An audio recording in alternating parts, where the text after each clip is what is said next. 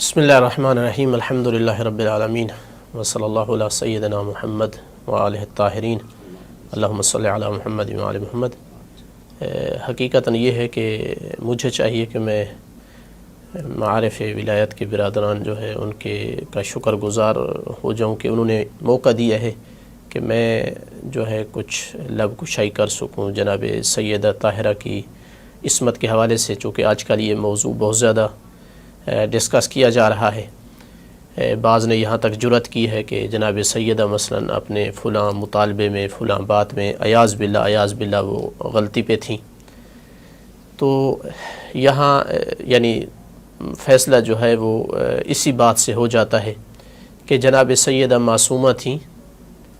اور معصوم جو ہے وہ اس طرح کی غلطی قطع نہیں کر سکتا کہ وہ کسی کا مال جو ہے ناجائز جا کر اس کا مطالبہ کرے اور اپنے لیے لینا چاہے۔ جب عصمت ثابت ہو گئی تو پھر مقابل میں کوئی بھی ہو کوئی مطالبہ ہو معصوم کا، کسی کے سامنے ہو، کسی جگہ پر ہو، وہاں ہم یہی نتیجہ نکالیں گے کہ معصوم ہستی ہے، ان سے کوئی گناہ نہیں ہو سکتا، لہٰذا اگر غلطی ہے تو کسی اور کی ہو سکتی ہے۔ عصمت کے حوالے سے کہ جناب سیدہ معصومہ تھیں، بہت ساری دلیلیں ذکر کی جا سکتی ہیں، لیکن مختصر طریقے پر میں 3 چیزیں یہاں ذکر کرنا چاہوں گا۔ سب سے پہلی چیز تو یہی آیت تطہیر ہے کہ اللہ تعالیٰ نے کہا کہ میں نے اہل بیت کو ایسے پاک کر دیا ہے کہ جیسے پاک کرنے کا حق ہے۔ اب اللہ تعالیٰ نے جس کو پاک کیا ہو، ایک اللہ تعالیٰ نے اس ہستی کو پورے مسلم امت میں سے چنا ہو اس لیے کہ اللہ اسے پاک کرے، تو یہ کیسے ہو سکتا ہے کہ وہ جا کر کسی کے مال کے بارے میں عیاذ باللہ جو ہے وہ ناحق دعویٰ کرے،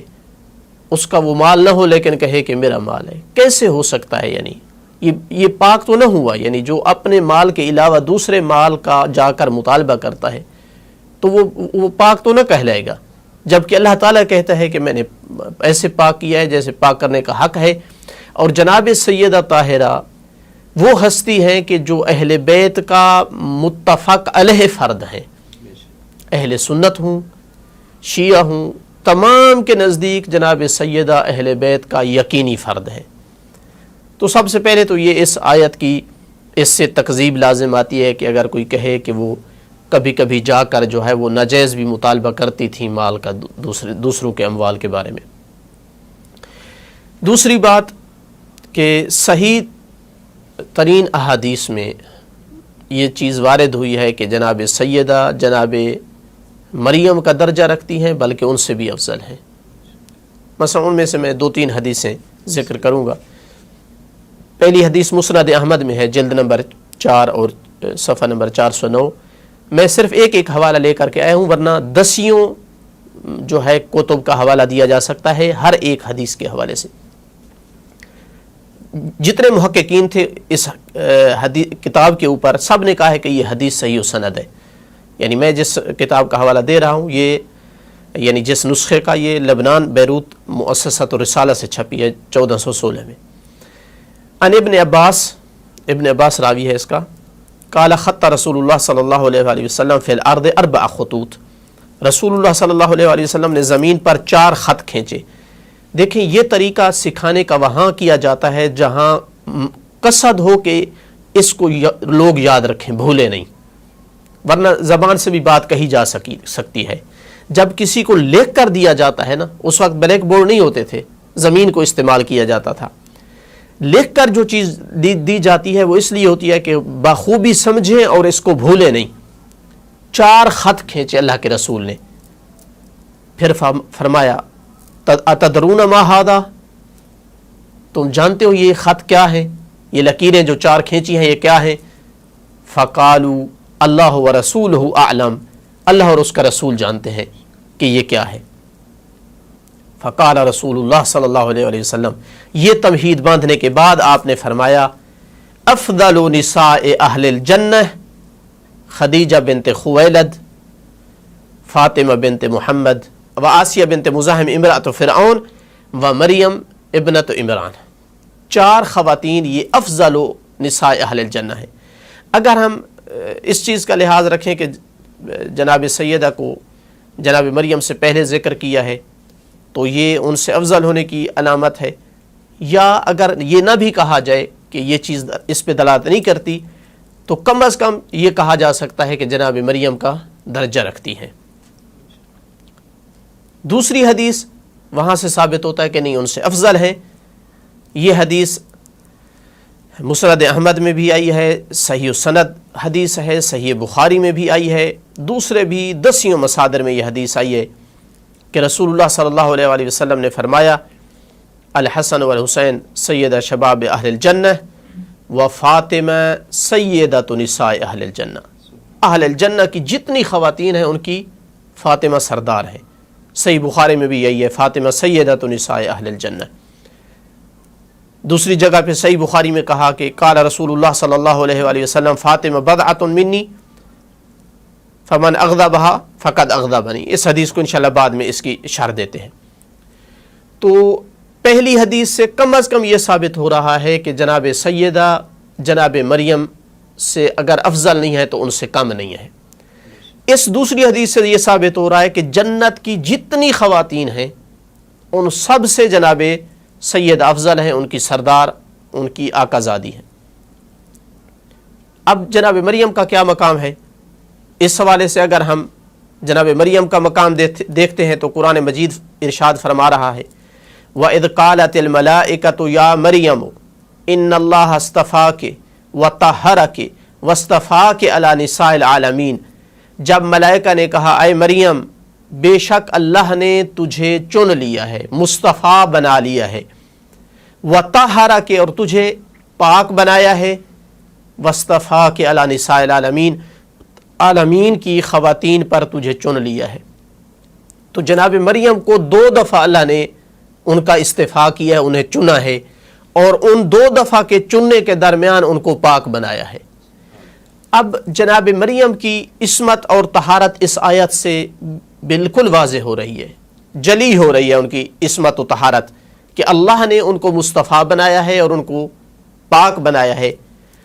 تو کیسے وہ معصوم نہ ہو جو جناب مریم کی بھی سردار ہیں، سیدۃ نساء اہل الجنہ ہیں۔ تو یہ حدیثیں جو ہم نے عرض کی ہیں صحیح سند احادیث، اس آیت کے ساتھ اگر ان کو ملایا جائے تو نتیجہ یہی نکلتا ہے کہ جناب فاطمہ زہرا سلام اللہ علیہا صرف معصوم نہیں ہیں بلکہ معصوم خواتین کی بھی سردار ہیں۔ تیسری چیز جو میں عرض کرنا چاہ رہا تھا عصمت کے حوالے سے وہ یہ ہے کہ ابھی میں نے حدیث پڑھی ہے صحیح البخاری کی کہ جس میں صحیح بخاری والا نقل کر رہا ہے رسول اکرم صلی اللہ علیہ وآلہ وسلم سے فاطمہ بضعۃ منی فمن اغضبها فقد اغضبنی۔ اس مضمون کی حدیثیں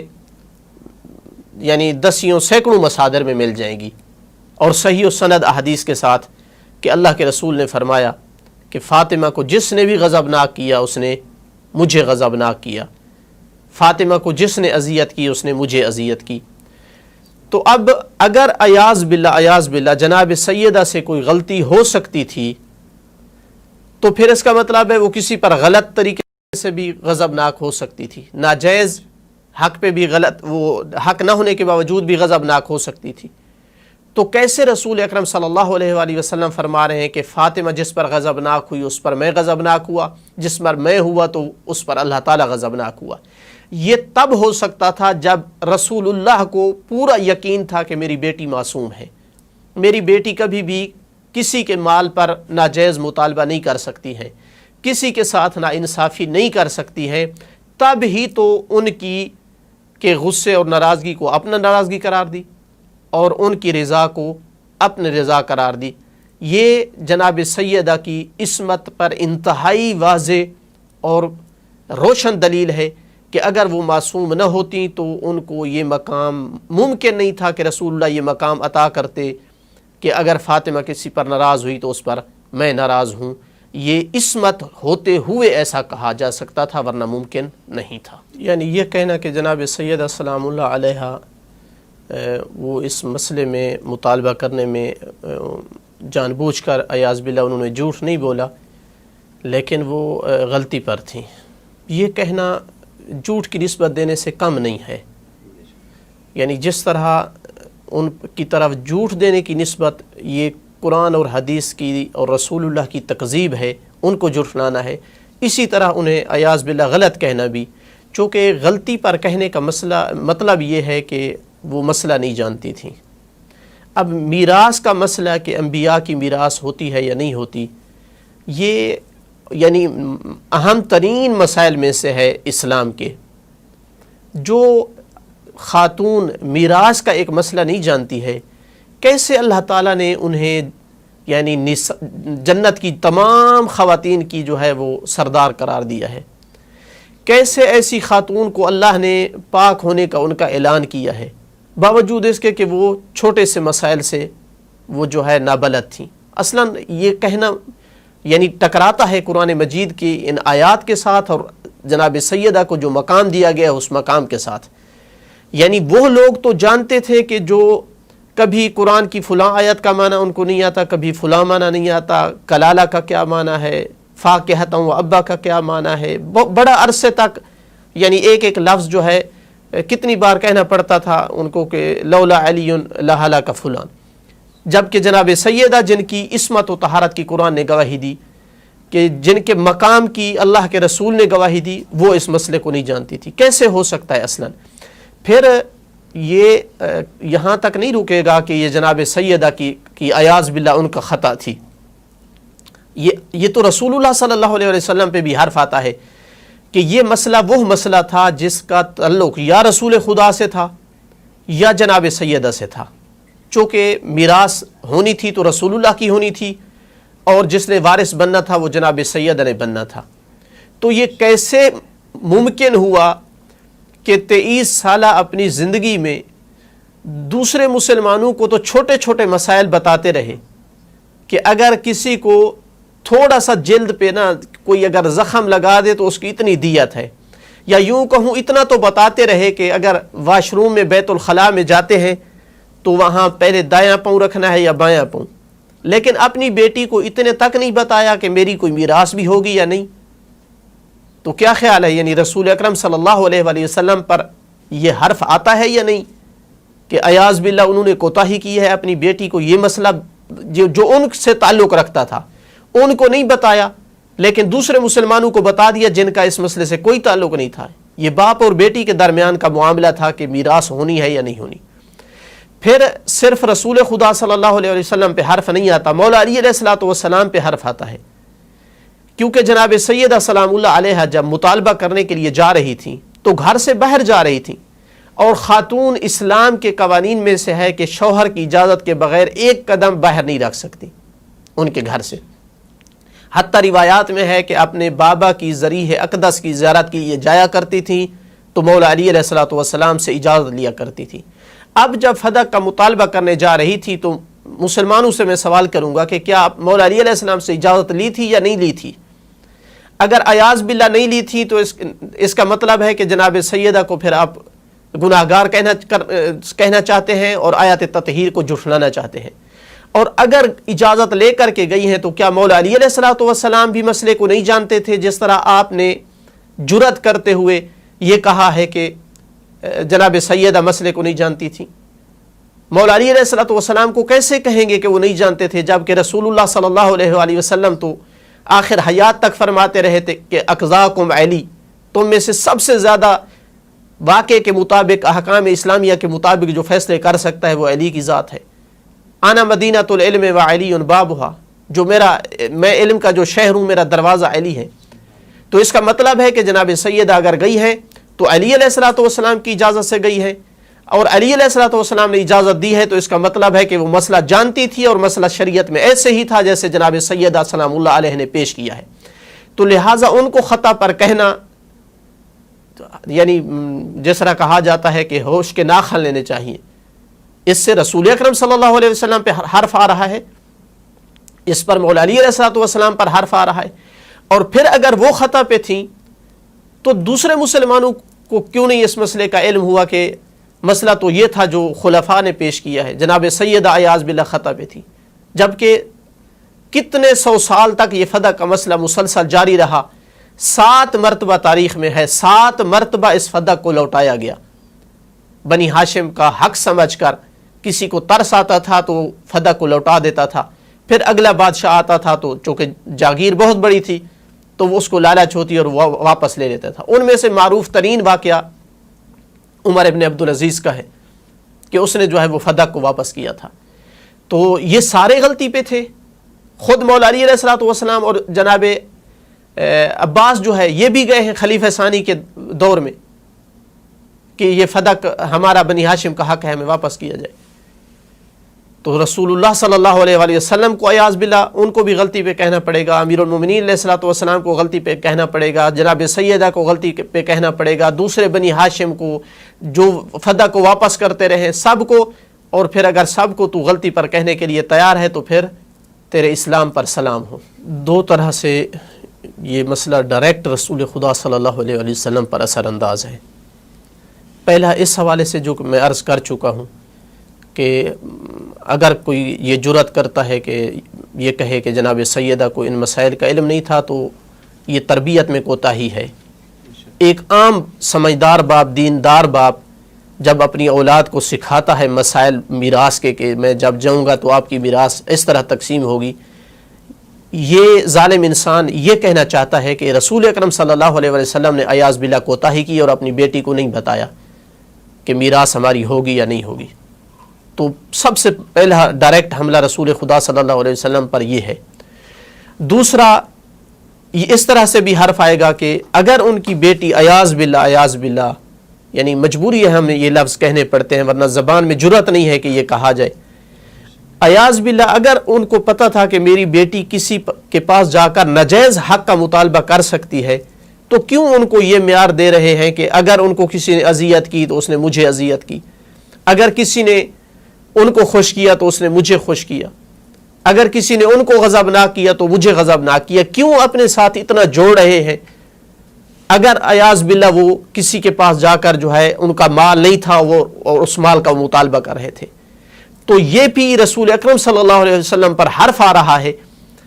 کہ عیاذ باللہ وہ اس قابل نہیں تھی اور اس کے باوجود رسول خدا صلی اللہ علیہ وسلم بیٹی کی محبت میں آ کر جو ہے وہ ناجائز بات کہہ گئے جو کہ نہیں کہنی چاہیے تھی. عیاذ باللہ ثم عیاذ باللہ. اور تیسرا,